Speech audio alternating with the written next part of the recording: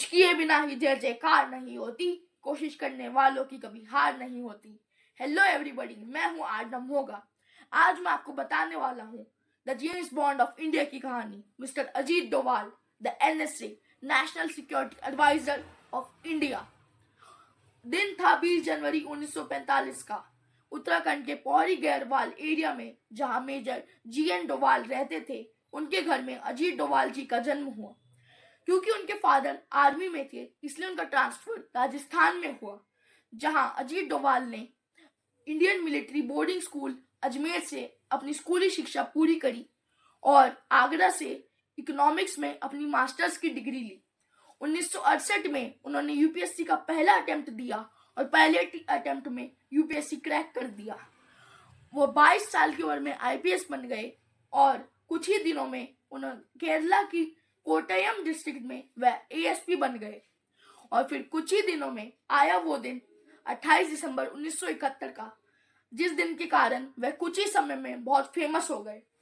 उस दिन केरला के कन्नूर डिस्ट्रिक्ट में थालासिरी नामक जगह पर नूरजहां होटल में एक व्यक्ति ने पहले फ्लोर से अपना जूता फेंक दिया था, जिस कारण दो रिलीजियस ग्रुप्स के बीच में कॉन्फ्लिक्ट हो गया और इस एरिया की स्थिति बहुत खराब हो गई और वहां दंगे छिड़ गए। उस समय वहां पर कांग्रेस की सरकार थी और कांग्रेस के होम मिनिस्टर के करुणाकरन बहुत प्रेशर में आ गए थे। उनको एक ऐसे ऑफिसर की तलाश थी जो ना केवल निडर हो बल्कि दंगे रुकवा सके। सीनियर ऑफिसर्स ने अजीत डोभाल का नाम सजेस्ट किया। अजीत डोभाल 2 जनवरी 1972 को वहां पहुंच गए और उन्होंने डायरेक्ट फोर्सेस का यूज करने के बजाय स्ट्रेटेजिक इंटेलिजेंस गैदरिंग टेक्निक का यूज करके दंगों को एक हफ्ते में रुकवा दिया। कुछ ही दिनों बाद उन्हें केरला से दिल्ली बुला लिया गया और उन्हें इंटेलिजेंस ब्यूरो के डायरेक्ट ऑपरेशन विंग में ऐड कर दिया गया। कुछ समय बाद कुछ ऐसी स्थिति आई कि अजीत डोभाल को पाकिस्तान में एक स्पाई बनकर जाना पड़ा।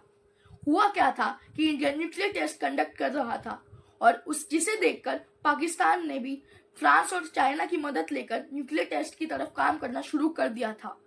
इंडियन इंटेलिजेंस एजेंसीज ने चाइना और पाकिस्तान में अपने सीक्रेट एजेंट्स भेजने शुरू कर दिए थे। अजीत डोभाल पाकिस्तान में कम से कम 6 से 7 साल रहे और 1980 में वो पाकिस्तानी रिसर्च लैब्स के बाहर बैठा करते थे और वह पाकिस्तानी साइंटिस्ट के बालों को कलेक्ट कर इंडिया भेजा करते थे।